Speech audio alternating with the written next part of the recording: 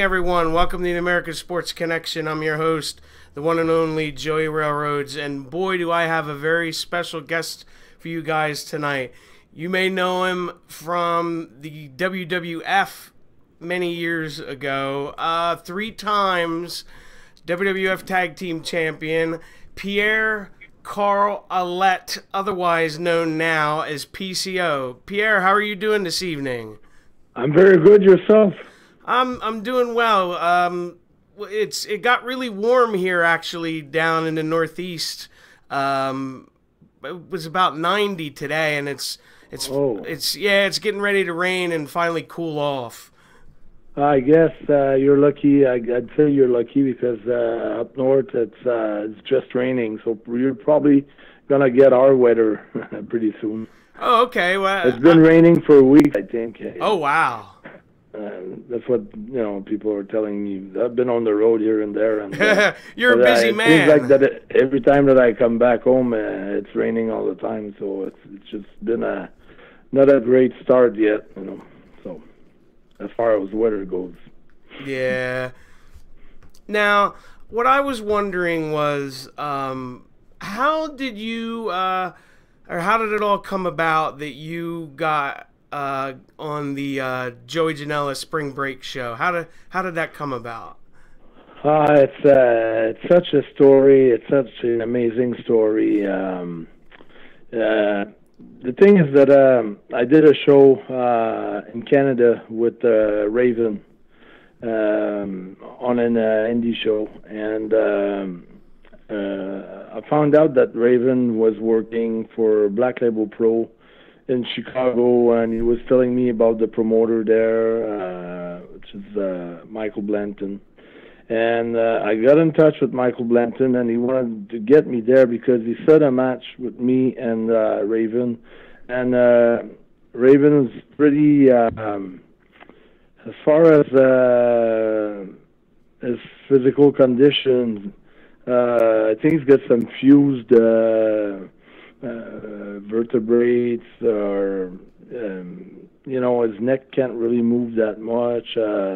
It's hard for him to do any quick movements or anything like that. So he's mostly doing like appearances to sign and things like that. He's not really an actual performer right now.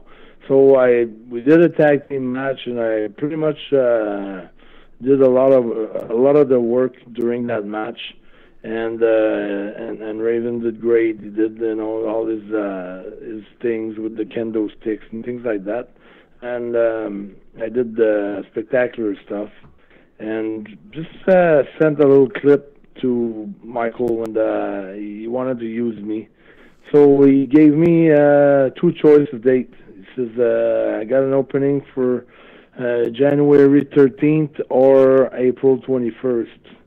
So I knew what I wanted to accomplish still in the business and what I had to do in order to be able to get where I wanted to go. So I figured if I start in April, half of the year will almost be gone. So I decided to go with January, and it was a big snowstorm on the 13th of January. I was supposed to leave at 6 in the morning from Montreal to Toronto, through going in Chicago, and big winter storm. We didn't leave until 2 in the afternoon, so we were sitting down in the airplane for all that time, and just waiting to take off. And I got to the show in Chicago. I got there in about 6:45. The show starts at 7. Was on 3rd. Everything was rushed, and I got to work Ethan Page, All Ego Ethan Page, and a hell of a match came out of that night. Like everything from that snowstorm, everything went bad. Everything was hard because connections to change and the ride to pick me up at the airport, and it was very, very cold. It was a tough day, but as far as my business was going, everything was going like so well. But I was so stressed out because I like to get there to the arena early, prepare my things, visualize everything, feel the ropes, and check out, spots where, things could be done. Yeah, things like everyone that. has their own little like routine they like to do. Yeah, my routine, and I was not able to do that. I was not able to have my own routine that I usually have, but and everything got rushed out. But the outcome was like unbelievable, and it happened that George Janella was there watching the match. Jonathan Gresham from ROH, a bunch of guys were there watching the match, and they were performing on their show as well. Brian Pillman Jr., a bunch of guys from Chicago, from Philadelphia. Anyways, after the show, Joey and I went to eat with a bunch of other guys, and started talking about the spring break last year, and that he wanted to upgrade, be up to the expectation for this year's spring break at WrestleMania 34, being the last almost indie show of the week at the Friday night at midnight, just before the Sunday. So he suggested I might have to be working with Walter. So right after that, it took maybe a month or 3 weeks, 2-3 weeks, and finally got in touch with GCW Game Changer Wrestling, which Joey always performed there and everywhere else in the world, but he knows all the promoters there. And I got in touch with all the promoters at GCW, and we made a deal, and from there I just work every weekend towards that. For me, it was that big event for me. It was for myself. I really had the approach as a WrestleMania weekend. It was my own WrestleMania, and I needed to perform like it would be a main event at WrestleMania.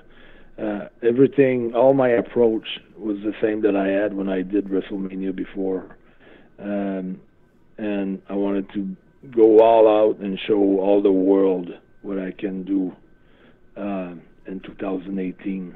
And so if I would have took another decision and chosen the 21st of April instead of the 13th of January for either way, weather, too cold, snowstorm, or any other reason, I would have missed that big opportunity. So I'm so blessed, I'm so happy that I made that choice. And since then, every decision that I made has been pretty much on the good side of the coin, so to speak, because came out, I met my mentor, personal trainer, Destro, who trained me and prepared me for the, for that special match, the super fight, and for every other event before that, and for every day of my life, basically, I trained. But got in such good condition and working all different aspects of my game that I knew that I had to work on, like my strikings, karate, Brazilian jiu-jitsu, moonsaulting, things like that, agility, stretching, all kinds of aspects that I really, really, really took care, that I really was sharpening for almost 10 years. Ready to make a huge, big comeback, a big impact as a comeback, that I wanted to really impact the world of professional wrestling. And all the pieces of the puzzle fell into place. And I was just able to show all my feelings, everything that I live throughout my career. I started having a dream about accomplishing something and making a home promise to myself at the age of 14 years old. And everything that I've been doing since I came back in about 2016, 2017, and reached out to new level in 2018. I feel now like that I can really express all the bad times, if you know what I mean, like all the tough times, all the hard times. I remember like when Chris Benoit came to WWE. When I was there, he had like 3 tryouts. They never took him. He had to go back to Japan and got signed with WCW after, and came back to WWE. Took the long road. I saw so many guys like that. Bill DeMott, Hugh Morris, 3, 4 tryouts. Nothing worked out. My road was worse than their road. It was a lot of things like that. A lot of tryouts. After my run as the tag team champion, and so a lot of setbacks, a lot of adversity, a lot of crying and tough times. Feeling kind of depressed, and to pick up myself and fight back. And I feel like in the ring now I can show that warrior attitude, that fighter attitude, that the real fight outside the ring to get to where I want to be, to keep the promise that I made to myself when I was 14 years old. Basically, what helped out a lot for the Walters match, me and Walters match. Also, when I was talking about my mentor and personal trainer, came out with some promos, clips, and they were really good. They went pretty viral. And they're awesome, by the way. Yeah, so everything happened. Like it's just the way I struggled so much. I fought hard so much. I had so much adversity that I feel that now it's flipping around. Now it's time to things are starting to happen like I thought they would have happened like 10 years ago maybe, or 15 years ago. It's hard to explain, but I feel that I got all the assets now to really accomplish what I had envisioned when I was 14 years old. And that's basically what's happening right now. It's a huge snowball. And right. I was going to say, when you mentioned that story, it's funny how things work out sometimes in life. Yeah, we always expect, the like the end of the dream, or the realization of the dream. We expect it to be in a certain way, but it never happens like the way that we kind of expected it. I've been in so many meetings with John Laurinaitis and Jim Ross and different executives at WWE, and how many times that John Laurinaitis is in front of me and saying, PCO, who do you think is going to be the next huge big superstar here?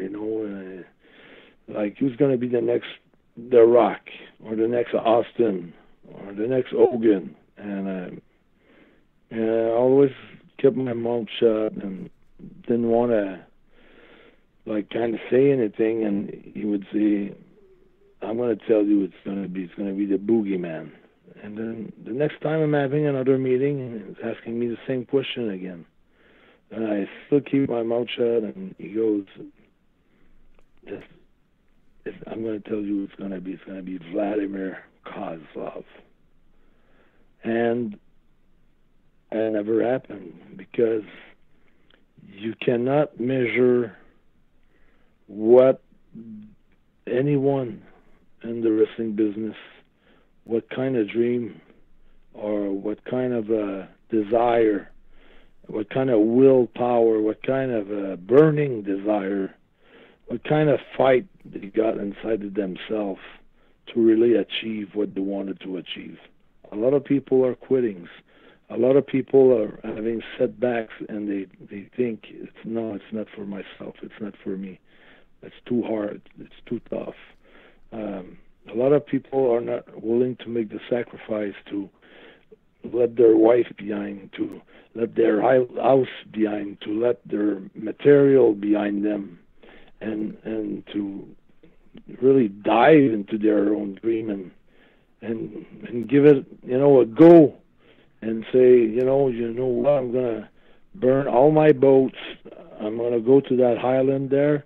I'm going to war, and I have to fight because I burned all my boats in the back. There's nowhere else to go. I do have to fight, and that's what happened. I was working at a TV station as a color commentator for TNA for 5 years, where I was making great money, and I was not happy because I was not realizing myself. I was not achieving what I was born to achieve, and I went and I told them, I said, go to the director and at the TV station. I told them, I'm going to leave in 2 weeks. I'm going to wrestle in England. So he goes, we can keep your job for 3 months. If it doesn't work, you can always come back. I was making great money, like easy money to like working an hour a week and making like a week, worth of working 40, 50 hours in a good company. So yeah. it was great money. And I said, you know what, Robert? I said, if I say yes to your offer, then I decide to keep my job on a backup in case it doesn't work. It's because I don't believe in myself. If I do believe in myself, which I do, I'm telling you, hire someone else. I'm not coming back. And I left, went to England, got a lot of meetings with WWE, a lot of matches with WWE. Nothing came out of it. Didn't work out. So, happened again last year. And, everything pretty set up. My life, quit everything, dove right into wrestling, full-fledged, 100 miles an hour. I'm going for my dream. Nothing else counts. That's it. Absolutely. Now, you mentioned your personal trainer who's in the promo videos with you, Destra. How did you guys meet? I've known him for a long time because it's kind of funny. We're in different disciplines and we both know each other for a long time. This guy, he played in a few movies. He's an actor, but mostly he's the world's strongest man with the hand grips. Nobody in the world can beat him as far as the grips, and he's very well known for that. And also, he's also a champion in arm wrestling.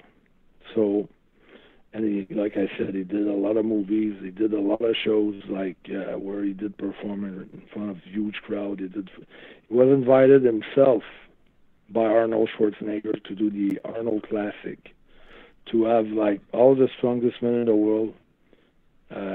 He was putting $10,000 on the table if someone could do anything that he could do. Someone could do it better or faster, or could bend more nails, or whatever he was doing. If someone could do it, like he was giving out $10,000 from his own pocket at the Arnold Schwarzenegger Arnold Classic, and nobody could even come close to him. And on top of that, he was when I knew him, he weighed in about 330 pounds. Now he's 139 pounds. So for his own health, and he lost 160 pounds. Wow, that's crazy. So, and for 10 years, he's been keeping his weight 139 pounds. For 10 years. And he's ripped. Like, you never see him like chest, or, he doesn't show off or anything, but he's got the body like Bruce Lee. So I decided to go see him and to get my conditioning and my shape, my body and shape, and proper nutrition, special conditioning for wrestling, and he came out with some theory like crazy, like insane, you know, like makes me work really, really, really hard. You know, those videos are pretty much the reality of the kind of trainings we're doing every day. But nutrition, like I called him like 5 times, I think, before my match against Walter. I just got up. Like he says, okay, I want you to get up early because if you get up late, you know, you're gonna have like a lazy body, you know. So even if the show's at midnight, you gotta get up at 7 in the morning, and you know, things like that. So your body will be quicker, you know, will react faster. Okay, what I should eat now? Okay, you gotta eat this, gotta eat that. At the half hour before the show, you can take coffee with coconut oil in it, butter, and Janella, vanilla, and mix all that together, and that's going to give you the perfect drink for your match. And every little details like that, and that's crazy. That's great. You know, we're with him as you know, like my mentor, coach, trainer. You know, and being behind me, I think it's a perfect fit for me to get to where I always wanted to get. You know, it's just like I said, maybe 15 years ago, I went to see him, and I wanted to do something with him as far as wrestling goes, and nothing worked out. Nothing like chemistry wasn't there. He wasn't interested. And you know, he just had his kids, and nothing was like. Now like when I went to see him around October, it was just before October. I was wondering why I was going to him, and we always talk about that when we see each other, and it was a perfect timing for him as much as it was a perfect timing for me, and he's willing, you know, to do everything in his power to push me as hard as he can to bring me to the level that I want to be. So basically that's the story, you know, with him. That's just being have the destiny on my side and being able to have the best trainer in the world working for me, you know, working with me as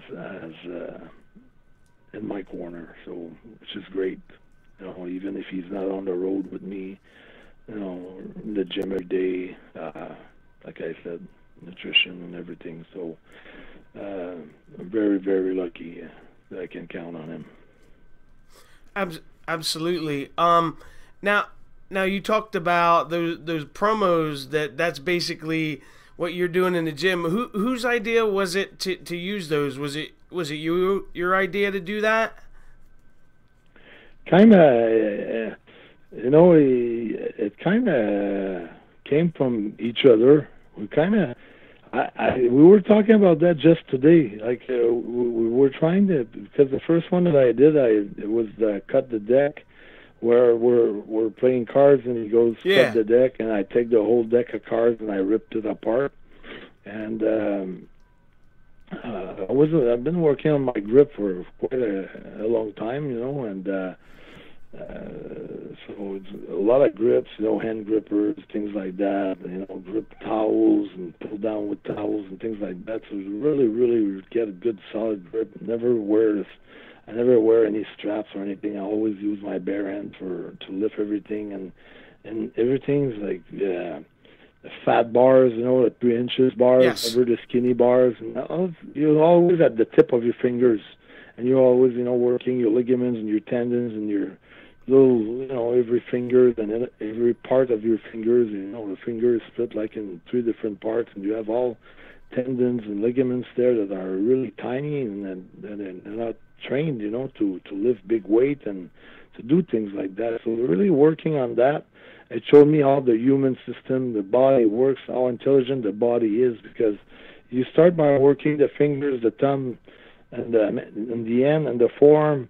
But when everything gets tired there, the body compensates. Then the bicep goes to help, and the tricep goes to help. And when the bicep and the triceps are pumped, then the shoulder gets and it tries to help out, and then the lat goes and helps out. And so the whole body's getting a workout just by working the ends, which is totally crazy. I could never understand how the body was working before I met this guy, and then he taught me that. And then since I learned that, I've been in my best shape ever. It's totally crazy. And most of the time, there's so many other things that makes the difference. It's hard for an athlete to understand, but it really taught me all those tricks. And this is just a few tips that I'm giving out there. There's a lot, there's tons more, but it's just so lucky, to have this guy as my trainer. It makes a big difference. I really love the new one you did for Matt Riddle.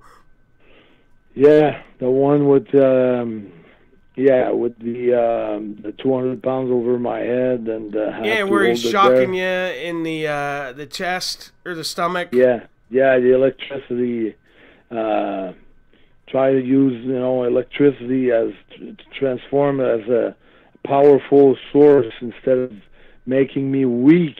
It's using what would be seen as something negative that could hurt me, or something that could slow me down.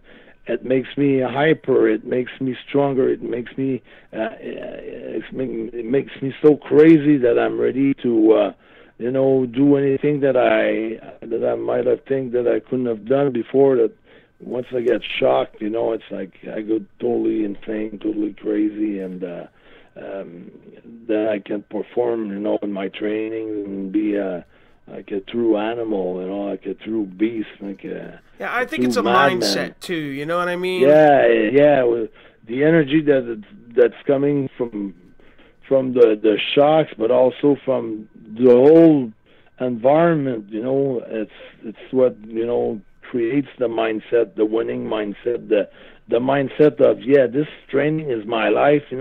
I've been living through hell, but you know what? I'm making my paradise into it. I'm having fun into it. I'm starting to love that. I'm starting to like what I do. It's hard, it's tough, it's not easy, but I love it. I love it. I thrive on it. So that's right, like where you hear people say, "Well, I'm just working because it's a job." You know what I mean? Yeah. No, that's exactly through those videos and throughout my matches. Now I'm able to express my passion, because when you're ready to go to help pain like that, and to make all the sacrifices that needed to be made in order to achieve what you had promised yourself that you would achieve, well, it's painful, but in the meantime, you feel so good after. You feel so like you have accomplished something. And your brain start to like being in a non-comfortable position. You're out of your comfortable zone. You're somewhere where you never think your brain never knows where you're going to be at and what you'll be doing next and what you'll have to do. And that's how athletes perform. It's to be comfortable out of a comfortable zone. It's kind of weird to say, but that's exactly what it is. I know exactly what you mean. You're just going somewhere else. You're just going somewhere that people aren't used to go there. So because sometimes in life, to get where you want to be, you gotta get uncomfortable. That's it. That's why, quitting jobs, leaving the family behind, things like that. Things that might seem, extreme to someone who's listening, but when you choose a career, you choose what comes with it. And I'm sorry, but if you want to be someone great, someone who can really impact, your industry and make history and be, whatever, the most popular wrestler in the history of pro wrestling, or, anything that you may dream of, you have to know what you have to sacrifice in order to become what you want to become, No, I absolutely agree. Now, you, I would say, probably at your age look better than guys half that now. Yeah, but that also comes the fact that when you're between 20 and 40, maybe, you rely on being in your supposedly prime to get by. No, I know exactly what you mean, where you're like, oh, I'm such and such an age, I don't need to do this or that, I can just get by. Yeah, I'm just I'm right there, I'm hot, I'm good, I'm having success, I don't need to do more. But my mindset is every day I have to do more, because there's somebody somewhere in the world that's doing more than I do, and I want to do more than he does. And I have the coach to tell me that there's somebody in the world right now, as we speak now, who's working out and who's ready to make the sacrifice that you don't make to get what you want to do, to get to where you want to be. And when you get that mindset where I want to be the one who everybody's doing, there's someone who is doing more and who is more passionate about what he wants than others, I want to be that person. Yeah, and you're always hungry. Yeah, more than hungry. That's like, you're so hungry that you basically you starve yourself not to eat, and in proper phrasing, wording, you don't eat after a certain time in order to have that desire to be hungry and to be always ready to go. And that's the mindset. Oh, absolutely. Is there like a certain diet you're doing, or like certain training regiment you have? Yeah, but a lot of it, like there's a lot that I share, because I like to share, because I think when you share things with others, then you get information from others. But there's a part of it that I gotta keep secret. No, it's fine. Yeah, because it's just we're at such a competitive level.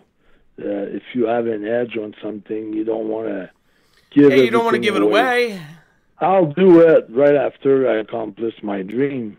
I'll be the first one to say everything that I've done, to each and every single details. But for now, I'm giving you like the big picture, but I'm not getting into details. But yes, I do a certain regimen, a certain training, a certain way to train that nobody trains that way. I was talking about the hand grip, but there's more than that to it. There's a theory behind the way we work out and how we do work out, and the frequencies and the time and all that. Everything is really really precise. As they say, there's a method to the madness. The what? That's a saying we have here in the States, where it's like, how do I want to explain? Yeah. Where it's there's a thought put into all the crazy training you're doing. Yeah, like it means something. Absolutely, it's not just absolutely. To do it.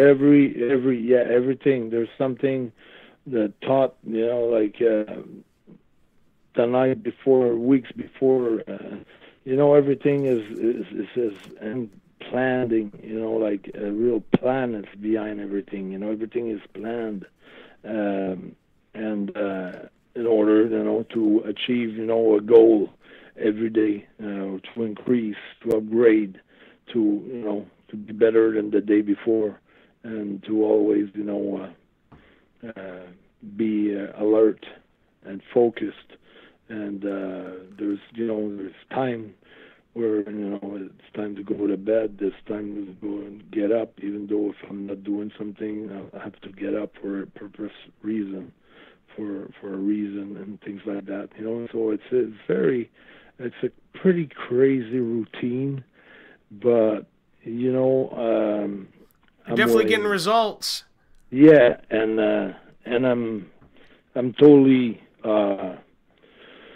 and embracing it. I'm totally in full contentment with what I have to do.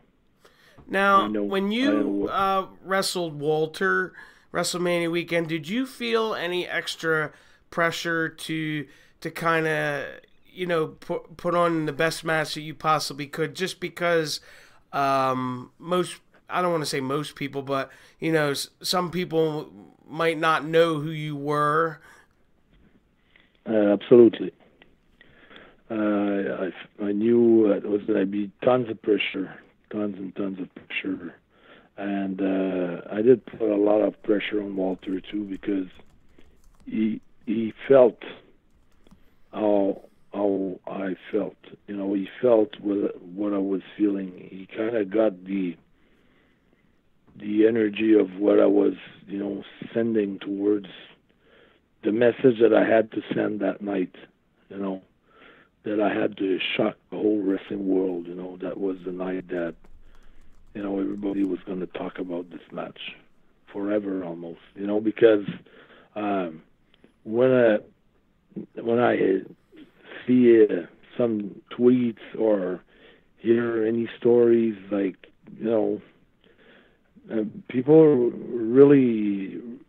really marked, like it was like a big thing. This match was really, really something almost historical. I mean, the way people are talking about it, the way people are tweeting on it and things like that, and what came out of that, because this came in many waves, because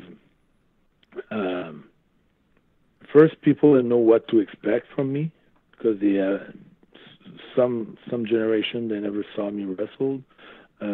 Older generation who saw me wrestle didn't know what kind of ring shape I was going to be in, as far as taking bumps, taking risk, quickness, being in 2018 and not working like in the 2000, you know what I mean, the in-work ring performance, many things, many things, the length of the match, which was like a 23-minute match, which is quite a long match for, and all that, if you think about all that, people were kind of skeptical when I came into the ring, and it felt like Rocky IV, It felt like, when Rocky fights in Russia. Yeah, when he fights Drago. And nobody gives a damn about him. But as the match goes on, suddenly one person starts to see all, the passion, the heart, the sweat, tears, and bruise, and see him go at it like crazy against, big, huge monster, and not giving up, quote unquote John Cena. Maybe it looks like a gimmick. It looks like a gimmick sometimes, but in my case, it was a real case. It was like a real life situation. And I'm talking about the match as much as I'm talking about my career, because that match itself, everything's pending on it. So as the match was developing, more people started to cheer PCO, PCO, PCO. By the end of the match, I gained the whole crowd. Basically, everybody's behind me. So, got, totally transformed the crowd from the beginning of the match all the way up to the finish, to the end of the match. And then after that, it was like everything exploded. And then everything exploded, and then it made waves to people that didn't see the match, that wanted to see the match. And some people were capable of bypassing, things and trying to get to see it. And it was a lot of work, to try to get the match. And then when the match was released, maybe 2 weeks ago, everybody that heard about the match, that hadn't seen the match, that was able to see the match on YouTube or wherever they could get it for free, then went bananas again. So and it hit another wave. And then by the time that all those waves happened, I was making other waves, going back to Black Label Pro, working against Dirty Dickinson, and then Eddie Harrington and Hair Pro Wrestling in Cleveland, Ohio, and then going to GNW, and getting to many other places also on the just on the side of the border in Canada, and and many different promotions. I really felt like when I got there, 2017, it was pretty empty, and when I came back after my match with Walter, all the places were like sold out. Like I've been to a place that was an arena, and like not even one people would come in. That's awesome. Like 2,000 people in a small arena, totally jam-packed, sold out, and with pyros and everything, big shows like that. So, and my Facebook has been crazy on fire. My Twitter has been crazy on fire. All my social media platforms like on fire. So it's been hot since then, and we're keep adding fuel. By just came out with that viral video, like the one with the electric shock, and you can see all the fire and all the voltage, and everything, and then I get boost, going crazy and things like that. So that video, like 20,000 views, and in just a couple of hours, in 24 hours, 36 hours, I don't know, it just went crazy, so. I just started up my Twitter account, a few months ago with zero, subscribers, or zero people, being, on my account, and it's just going up like every day, like 40, 50 new, boom, boom, boom, boom, boom. Everything's like exponential now. Like everything goes, twice as fast or 5 times as fast as it was going at first. So everything's like going crazy, which I'm very satisfied, very pleased about it. Pretty cool. It really was crazy. What do you think of all the younger talent that you're seeing on the independent circuit? I really like it. I really think that I really feel like I'm mixed up with the right generation. I feel like when I was with the other generation, I was not in the right federation for what I could do. I was ahead of my time, kind of, without taking myself seriously. I came out a few times, with ideas where people were looking at me like, is he out of his mind? Is he crazy or something? Well, what is he talking about, talking about the twister for a finish. What's a fucking twister? You know? Nobody knew what was a twister. You know, Matt Riddle uses it as his own finisher. You know, I was like in 2008. I was explaining to them that I wanted to do a twister in a match, and everybody, all the agents, you know, they look at me like I was some sort of alien or something. and I came with the Muay Thai shorts and I had the sideway mohawk, half blonde, mixed up with brown hair. They made me shave my mohawk, thinking I was looking like a job boy or something. Oh, that sucks. It was so cool. It was so up to date, you know. But it was not the right timing. I don't blame anybody for it. I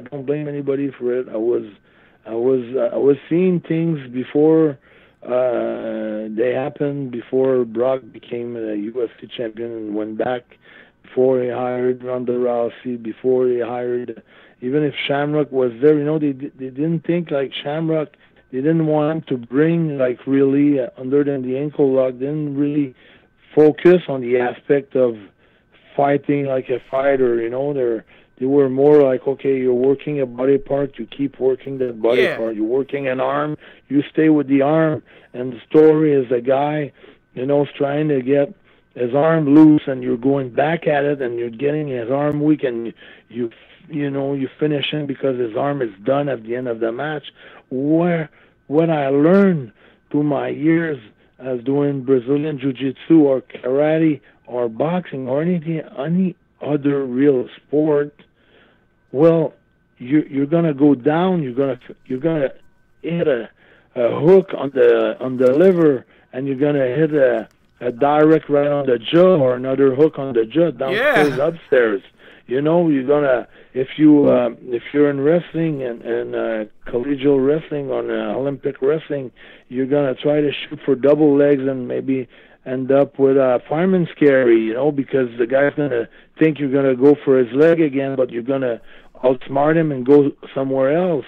And I think pro wrestling should be like that. You know, you're on the shoulder or something, you finish him with an ankle lock, you finish him with a knee bar, you finish him with an arm bar, you finish him with a rear naked choke. It doesn't matter where you're gonna end up, because it's not working the same body part. It's not real, you know. And I wanted to make wrestling as much as realistic as it could be. Right. And that was my vision, but I'm not the owner. I'm not, you know, I'm just myself, but that's the vision I had, you know, for wrestling. For if we wanted to adapt with UFC, adapt with other sports that are growing, and if we wanted to keep growing our business in the same way that they were growing their business, we needed to evolve and change a few things. And you know, the cars aren't working the way they used to work 50 years ago. And wrestling, the psychology can be with, you know, adjusting things, can be as much as interesting. Even if you're not working the same body part, you can still have a great psychology in a match, and having a babyface having a hell of a comeback, you know, and having a hell of a hard time during his match, and whatever, you know, the story you want to tell, you can tell a story, but you don't have to go and work the same body part for 15, you know. No, what you're saying makes complete sense. You know, like me and Walter, you know, at one point we were chopping each other. At another point, he gets me into a power bomb through a table. At another point, I moonsault on him. And, you know, we're trying, you know, just to take away, you know, take advantage slowly during the match. For at the end of the match, who's going to overcome who, and who's going to be, you know, capable of capitalizing on something that, oh, the guy may think you're going to go there, but you're going to go somewhere else. And I think that's pretty smart too. You know, that's another way to approach the business. So I think that's kind of not so innovative, but logical to me. So no, I agree with you. But I don't say that it's not right to work a body part. It totally makes sense, and yes, it does. But I think, but I get what you're trying to say. If everybody's in the same mold, where's going to be the exception? Yeah, if you go to see a show and there's 8 matches on the card and everybody's doing the same thing, you're going to get tired of watching it. Who's going to get over? Exactly. Who's going to be the marginal guy that's going to try something new? That's going to be taking the risk? You don't evolve, then you're just going to be stuck. You know what I mean? Yeah. But when you want to evolve, there's 2 things that can happen. You can come out as a hero, or you can come out as a zero. But one thing is for sure, you're showing that you got the balls to do it. I was going to say, sometimes you just got to be willing to take that chance. Yeah, and sometimes you may fail 3, 4, 5 times. Who didn't fail in life before? Every successful person, everyone. I'm going to start out with Vince McMahon, which is one of my great, someone I really look up to. I really think he's great. He's a wonderful, success story. But look at his failure. He was the first one to try pay-per-view Evel Knievel, okay? And that failed. That was one of the worst ratings ever. He lost tons of money on the Evel Knievel pay-per-view. And then he didn't stop after that. He didn't say, I'm not good for that, I'm going to quit, it's not working. He went out and he bought the Boston farm team Providence in the American Hockey League. Lost tons of money with the franchise in the American Hockey League. And he was even telling Brett, don't buy a hockey team, it's not worth, it's not bringing any revenues. Back in the days, it was like that. So he had another failure there. He started the WBF, World Bodybuilding Federation, lost $50 million on the WBF. And, nobody look at Vince as a failure, but he had another failure there, another setback. And he tried the XFL the first week. The ratings were great, was trying something different, having like a show, having like some wrestling in the dressing room, having some interaction with the coach and players, cameras in the room. He was trying to be innovative. That failed too, But at the end of the day, who was the most successful person with the WWE versus WCW, Nitro versus Raw? Vince was. Because he has balls. Because but he learned audacity. To adapt where he said, okay, well, this isn't working. I got to try something else. That's it. And when you keep on coming back and you're holding your bones like a pit bull and you don't let go, eventually life turns around and life say, hey, you know what? This guy never, he never leaves a fucking thing. He's always there. He's a pit bull. He never gives up. He always gets up. He takes a slap. He goes down maybe for 2 weeks, 3 weeks, 4 months, 6 months, maybe for a year. But he gets right back up and he comes back with another idea. Then he comes back with another idea. Then I send him home. I'm supposed to use him for 2 nights in a row, but after Raw, I tell him to go home and drive 18 hours with his car and drop it off at his airport at his hometown. And he's supposed to work the next night. You know what? This guy is coming back again. And then I tell him, you're crazy. Don't send me any more things. I don't want to see you anymore. I don't want to see you in my face. And you knock on his door, and you have 2 bodyguards jumping on you. And then you go, hey, PCO, what do you want? It's just, I want to talk to you, Vince, Oh, okay, no problem. What can I do for you? Well, I got this and this idea. Go talk to John, go talk to Jim, go talk to someone else. And then, things like that, and then you feel like, you're not wanted, and you keep coming back, keep fighting, keep coming back. And then Joey Janella Spring Break 2 happened. Maybe people think, he was lucky, got a break, that was this, that was that. Deep down inside myself, every bit of that match, I worked like the crazy horse for all those years. People have no idea what I've been through, and I'm not complaining. That's what I chose in life. That's what I wanted to be. Yeah. I wrestled, but did I wrestle in my life? I've wrestled every day. And it's nothing compared to someone who has, you know, in my story, I'm just hoping that someone that is listening right now maybe is having a problem at his job, with his boss, with her boss. Someone has maybe life-threatening disease, cancer, anything like that, you know. If my story of fighting back, you know, someone can see himself or herself in my story and I can inspire someone, then, you know, I think I'm on the right path of achieving something great.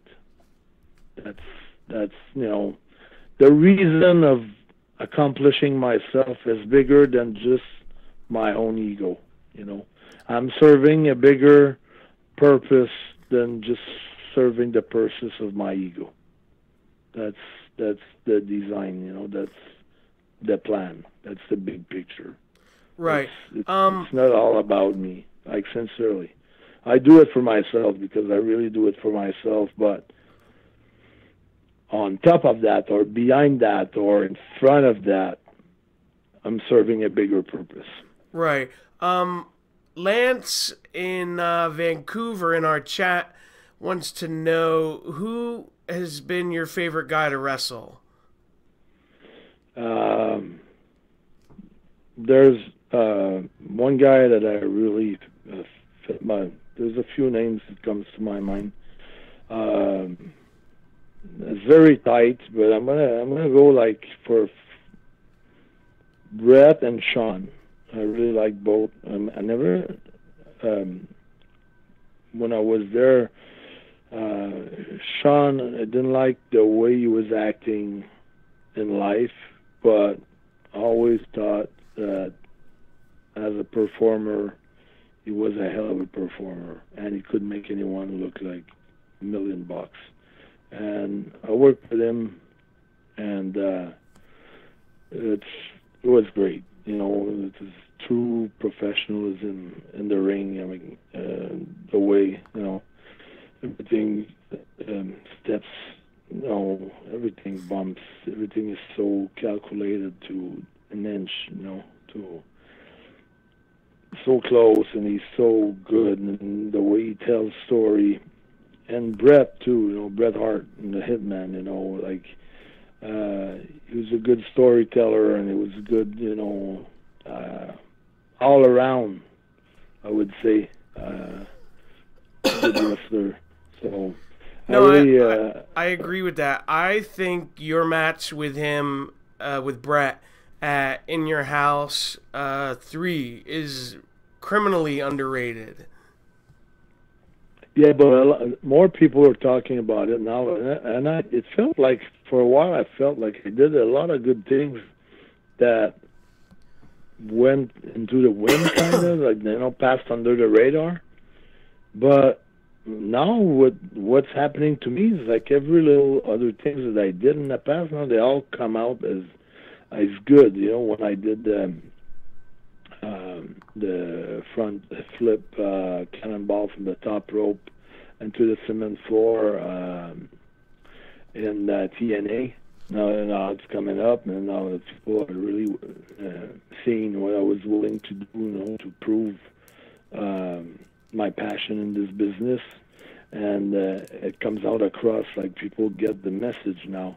And the match with Bret, now everybody talks about it like it's one of the greatest match, you know, or one of a great match that they saw. And for Bret to put it on his Dungeon Collection, which is 10 of his best match in career, that's an honor for me. You know, I really appreciate it. And the fact that during the interview, everything that he said about me is really pinpoints. You know, I really pride my work. I really pride, you know, myself, you know, on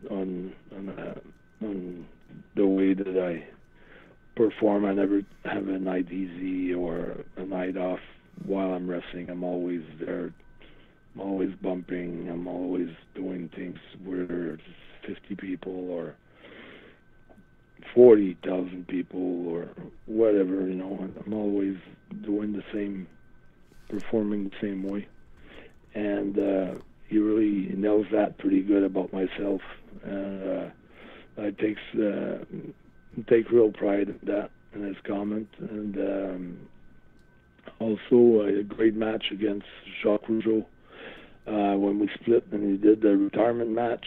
And we worked on top, it was like a WrestleMania show because the whole roster was on that show. Even though it was a house show, it was 18,500 people, sold out, Montreal Forum. I was just going to say, was that the one at the Forum? Yeah, the Forum. Underneath, you had guys like Razor Ramon against Jeff Jarrett, Yokozuna against Undertaker.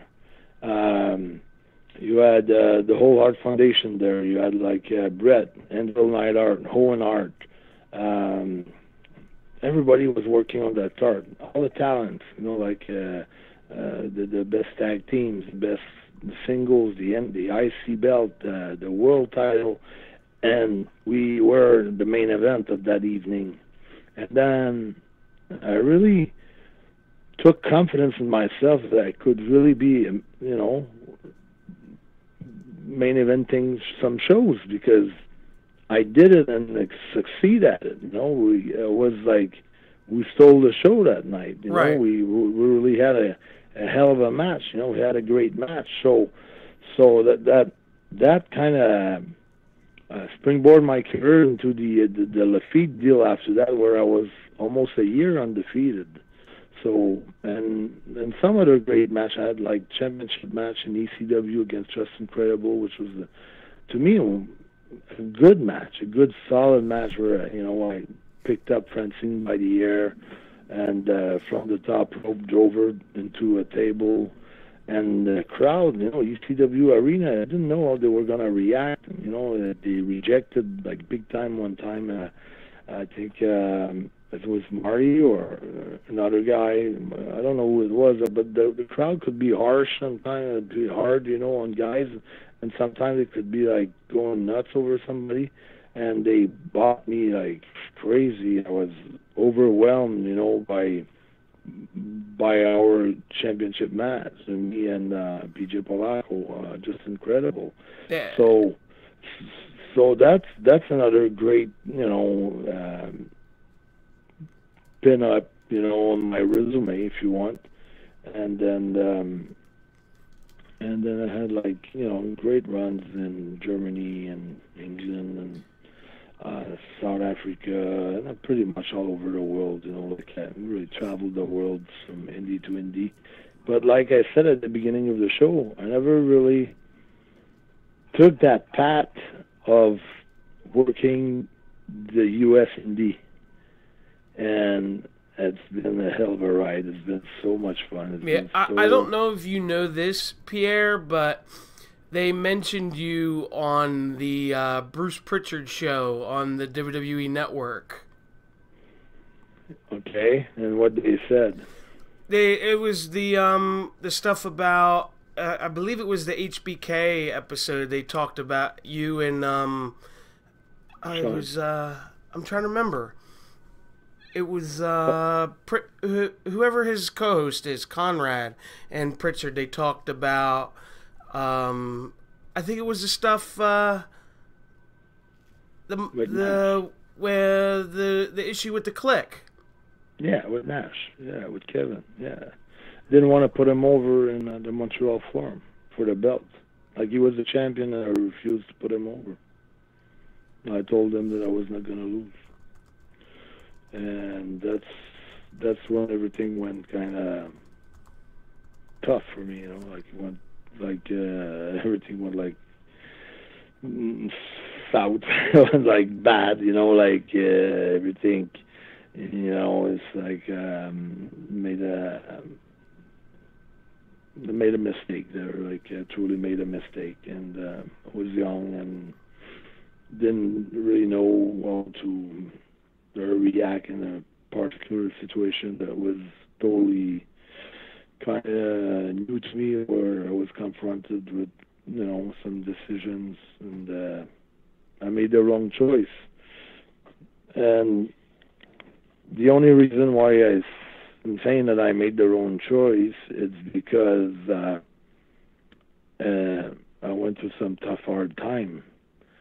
But if you look at it today, maybe the fact that I took the hard way, the long road, may actually be the thing that's going to help me today.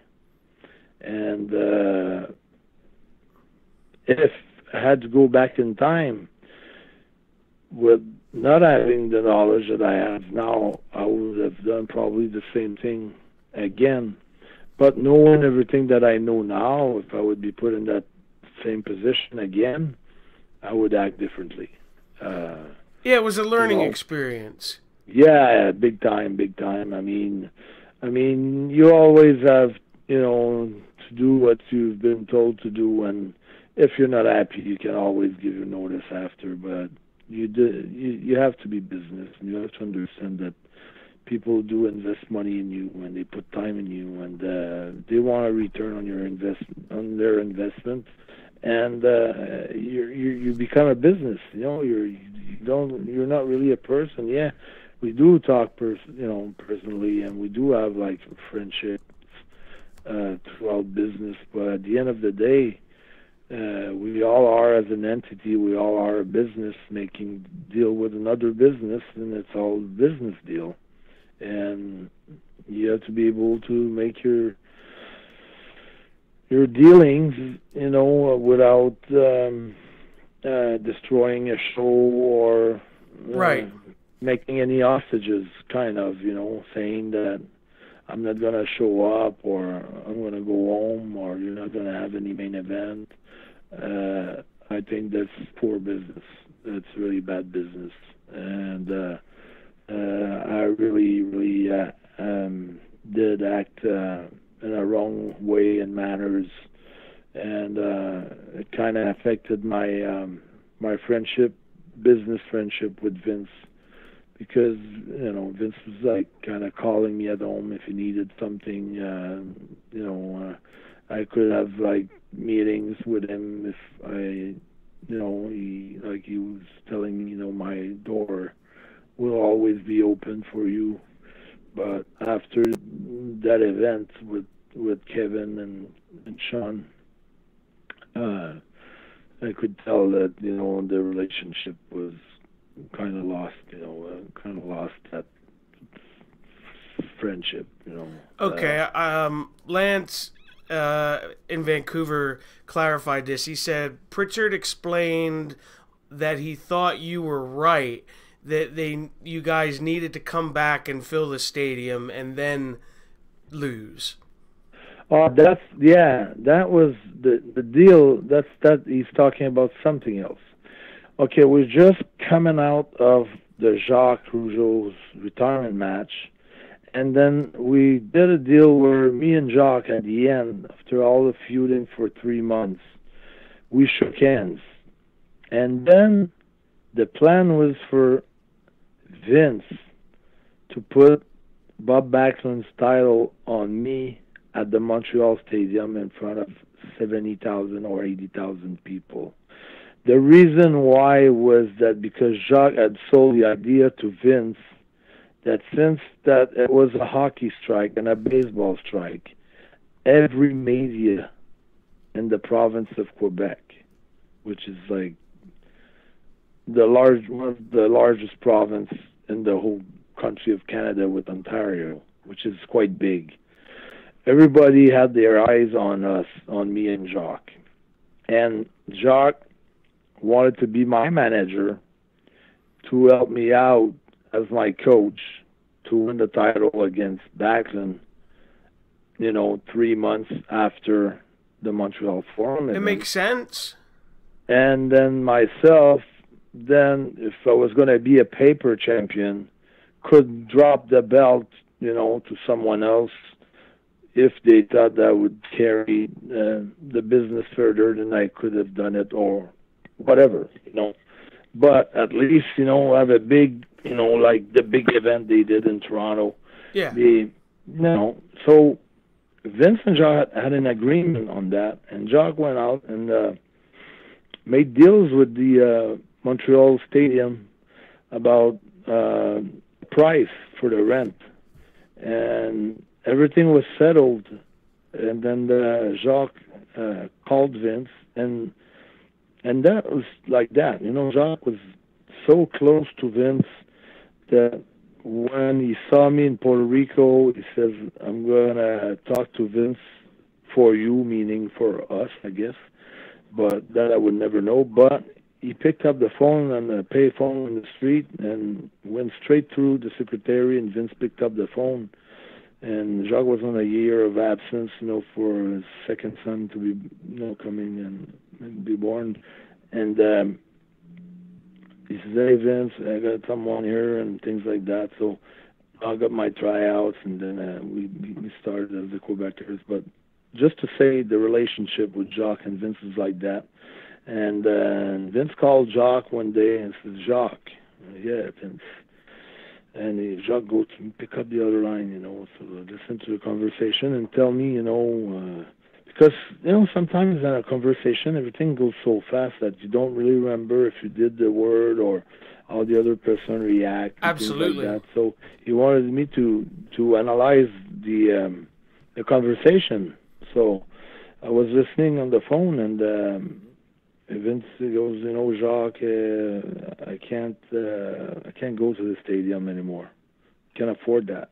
And Jacques goes, "Why?" I said, "I already made move to rent the stadium. I already told them we were going, and I already got a date and everything."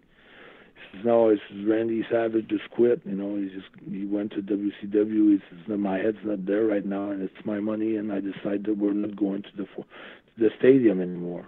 And then Jacques got so pissed off. He goes, "Well, if you're not going, I'm going." He says, "Who are you going to go with?" He says, "I own Carl Ouellet, And then Jacques says, "First of all, you don't own him. It's like he's a person." But, and then he goes, "Anyways, if I'm not going with you, I'm going to go with Hulk," meaning WCW. Ooh. And words for words, that was a conversation.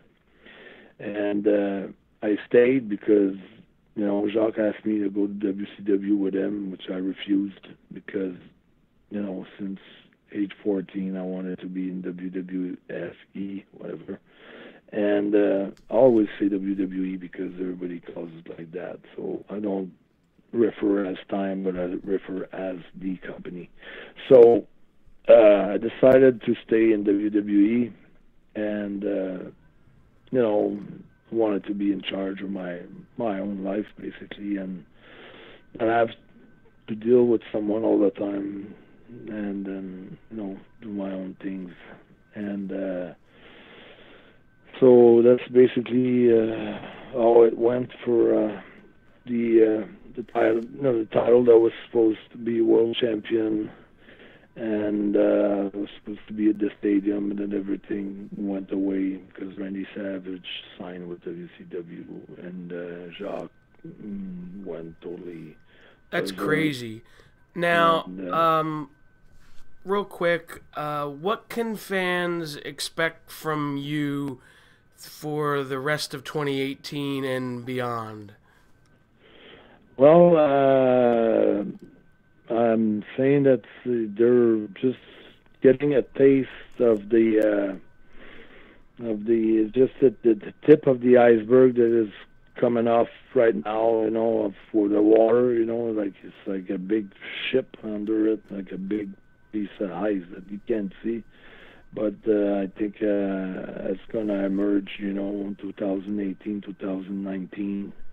Because since that Walter match, like every building that I've been into the United States, and I'm going to Portland, Oregon for Prestige next Friday. Going to Brockville, Ontario next Saturday, at some After that, I'm going Texas, Grand Prairie. I'm going to New Orleans for 3 shots. I'm going to Virginia for the tournament, and in Virginia for Nova Pro. Anyways, I don't have my agenda with me, but I'm totally booked. Shikara, also for Kings of Trios. So you're a busy guy. Oh yeah. I'm working like 2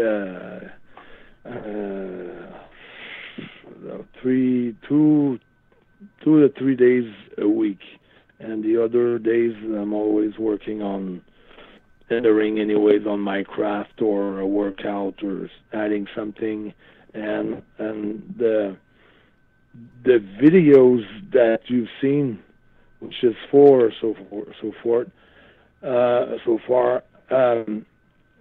There will be a story with that. You'll see the beginning of all that. You'll see the reason of all that told as a story, as a wrestling dash through life story. Awesome. And that will be, that will be something cool. Like, people will know, who's Destro, why Destro is there, why PCO is doing that, where they met in the story, and where this is going, and why this is happening.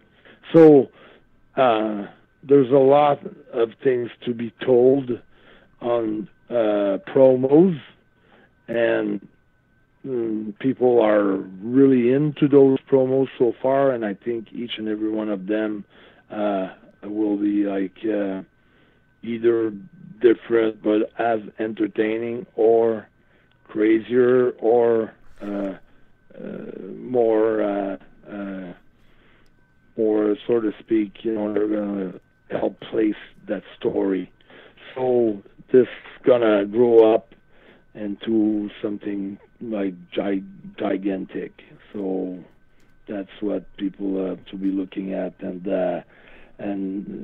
seeing me like all over the United States, for sure. Like I'll be in every major promotion, and almost in every states of the country, and it kind of reminds me of how Red Bull started. It started with a bottle which was in glasses, and then everybody had to open the bottle with vice grips and things like that, and it was so strong all over the country that eventually people were asking for the Red Bull in regular stores, but they used to be just like in different bars, or you can only get them certain after places. hours, but they weren't really on the market.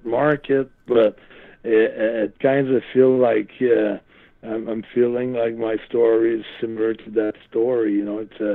It's a huge phenom that it's growing day by day, and then like big snowball, and it's getting all over the U.S. and all over the social media, and it's getting more and more interesting each and every time. And no, I agree with you. Now, how can people get a hold of you on social media if they want to contact you? Yeah, I want them to mostly contact me throughout Twitter, which I think is the best platform right now. So Twitter at PCO Quebecer, which I left the Quebecer there just for the other generations, so they can relate a little bit to the past for the younger generation. PCO. And at PCO Quebecer covers pretty much, all of my career. So quite easy. If you want, to contact me for bookings, podcast, or any other things, you just inbox me, and I will respond if it's for a serious business, purpose. And that's the way to reach me, even for bookings and things like that. My Facebook is just getting too crazy. I got so many demands that are pending that I gotta go through each and every profile, analyze, because every time someone's trying to hack my account, it's tough to add fans. You don't want to hurt any fans on Facebook. You want to try to accept as many fans as you can, but sometimes when you don't know too many wrestling pictures, you don't really know who you're no, I absolutely agree with you. Dealing it's just, with, and I have to change my password every week because I'm accepting, that's terrible. so many people that I don't know. So that's why I really love the platform, the way that Twitter works. I have an Instagram too, at PCO Style, or Pierre Carl Ouellet PCO Instagram. But I'm not really huge on Instagram.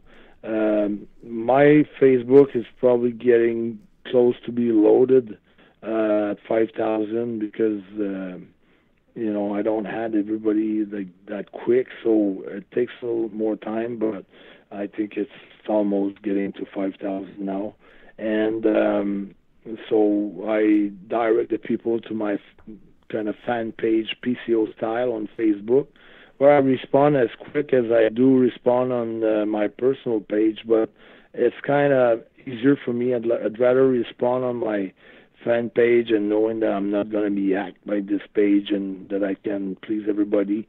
And everything that I put on my personal page, which is like a wrestling, my personal page is like my fan page, basically. It's the same information, the same videos, the same everything that I put on my page, I put on the other page. So the same interactivities, I interact with everybody. Same thing with Twitter. Sometimes it may take a day or two, but I always interact.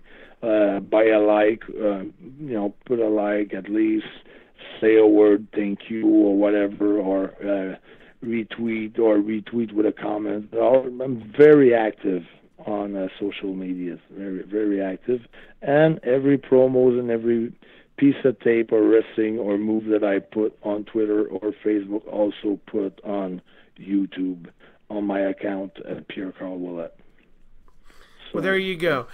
Before I head out of here, I want to tell you, merci beaucoup very much for doing this, because I've watched you wrestle since I was probably about 10 years old, and this was a really cool thing to do. Yeah, it was my pleasure, and I have to add, that the fact that, we're doing this podcast in 2018, and that my match with Walter comes out across, of being one of the greatest match of 2018, or of the month of April 2018, or kind of the MVP or best match of the WrestleMania 34 weekend. To have that match with Walter, and to have that Bret Hart match, and to have that Jacques Rougeau match, and plus all the Just Incredible match, and my Battle Royal and TNA, my participation in the 50 years anniversary of NWA, at the Phillips Arena in Atlanta, and being part of so many dream matches that I was with many Puerto Rican Legion stars like Jose Gonzalez. The first time that I got in Puerto Rico, I was working with a guy who stabbed Bruiser Brody, and when they told me that he was going over, I said, "No problem, Jose. I'll do the job for you, brother." So no, but working with Carlos Colon, Jose Gonzalez, many legends out there too. In England also, working with Dave Finlay, Dave Taylor, Robbie Brookside, all the, and for Otto Vance, with great, superstars there, to Japan, working with Kobashi, Jun Akiyama, Kawara, all those top superstars, working in main events with them, and having that match with Walter 2018, and put that all in the same thing. It's very special, and I think my prime is ahead of me. In all humbleness and humility, I really think with my dedication, my discipline, not going out, not having sodas, not having booze, not having beers, going to bed early, being super disciplined, and making all the sacrifices that I told you that I made. I think it's going to pay off. So it was a pleasure being on your show, and I really appreciate everything, and I wish you great success and all the best. Thank you very much. On that note, we're going to get out of here for tonight.